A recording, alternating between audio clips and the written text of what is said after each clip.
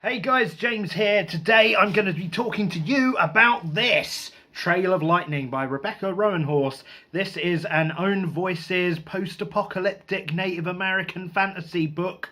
Fucking hell, that's a lot of things it is all at once. It follows the story of Maggie Hoskie, a monster hunter, slayer person who teams up with this guy called Kai, who is sitting in this car with his fucking arm hanging out the window. They team up together to track down a witch. I don't know, the plot's a bit shit. To be honest, this whole book's a bit shit. I was actually quite excited about this book when I heard about it. I thought, oh, that's an interesting concept. You've got Native American stuff. You don't see a lot of that. It's by a Native American author. You don't see a lot of that. And it's like it was touted as Mad Max in a Native American fantasy world. And I thought, that's a great idea.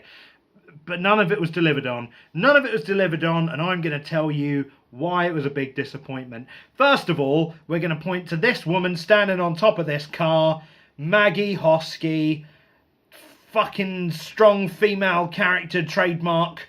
Look at her with a leather jacket and a fucking shotgun and a big knife. I was disappointed in this. I was disappointed in this character. Like, the first thing we get with this character, man, is like, I'm an isolationist. I'm an isolationist.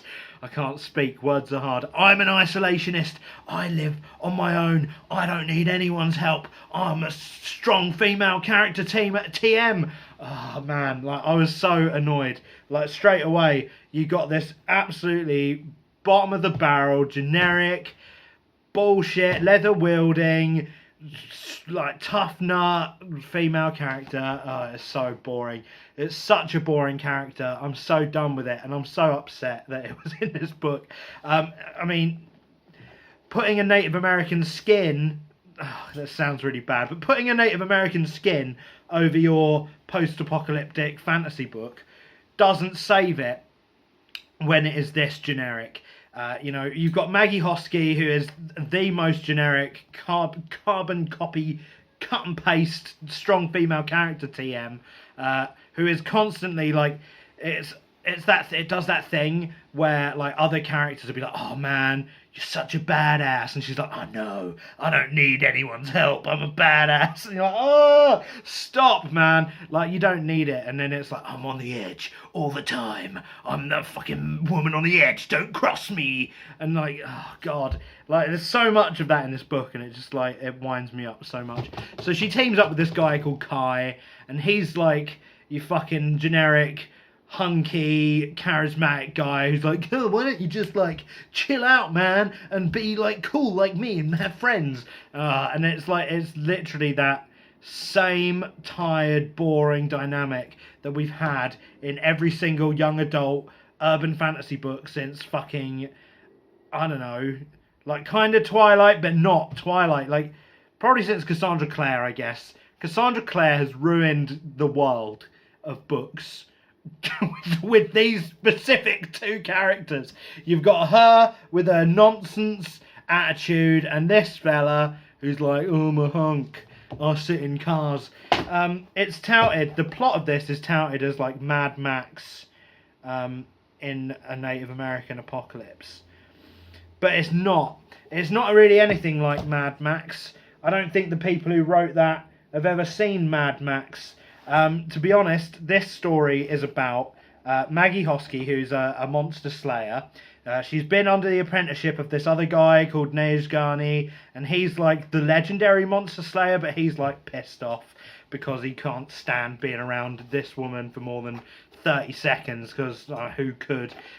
So he's pissed off, and now like she's like, oh, I'm on my own, but it's cool because I'm an isolationist and I can take on all the monsters. She does a contract basically, and then basically after the very opening chapter loses all agency that she has as a character in the story. She sort of just trundles about, going from plot point to plot point because someone tells her to. You've got a weird, mad old scientist guy, and he's like an old medicine man, so he tells her to go and do the first plot point, and then she meets up with like Coyote, who's like a sort of a god spirit trickster. He's like a bit of a Loki kind of character, and his character wound me up because the way they described him made me like in my head cast him as Jeff Bridges, which is not good because I didn't do to talk like this, and then that wound me up. Like just imagining the voice of Jeff Bridges with this guy like, Maggie, we gotta go do the quest. Like that's the sort of voice I gave them. So that's probably my fault. It's a failure of imagination, but a failure also of Rebecca Roanhorse for writing the character that way. So yeah, basically they go off and do like these things following the breadcrumb trail, and then the story just sort of ends. Nothing really happens. There's no real stakes. No one gives a shit. There's monsters apparently, but we don't really know anything about them, where they came from, what they want, why they exist. None of it's really explained. So let's talk about the world building, because that really was another big downfall of this story. It's set in a post-apocalypse. Basically what happened is there was a big flood. No one really knows why there was a big flood. There just sort of was. There was a big flood, but there was a wall built around the Navajo reservation for some reason. Like they wanted to build a wall and make Trump pay for it, I guess. But so they built a wall, so their place ain't flooded, but it's like a drought there now. So she's doing that, and then for some reason this caused magic to reappear in the world. So some people get magic powers based on their bloodline, which is again something we've seen a million fucking places before, and this really sort of ties into one of the big flaws in Maggie's character, because you know, she does that thing where it's like I'm such a badass, but maybe I'm too badass, you know, and I'm dangerous, I'm a monster, and like she just like sort of consistently tells herself that she's like a freak and a monster, even though she's not by far the only one with like magic powers, and you know, she doesn't really do anything that evil, apart from in the first chapter where she just sort of does, but not even under the influence of magic. She just sort of does a murder, and it's sort of brushed off. And like after that, I was like, I can't really relate to this character at all. You know, she's like, I'm a freak, but like she's not really a freak. I don't know why she keeps saying that. No one really treats her like a freak. People just don't like her because she's a dickhead, and that's fair enough.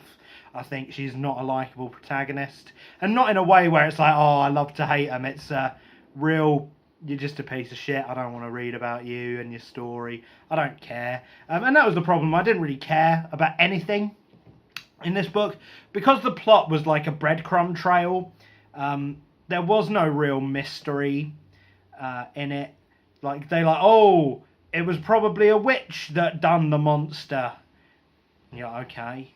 And then like, oh, we're gonna go find the witch, but like, I don't really care. Like it's, the witch isn't.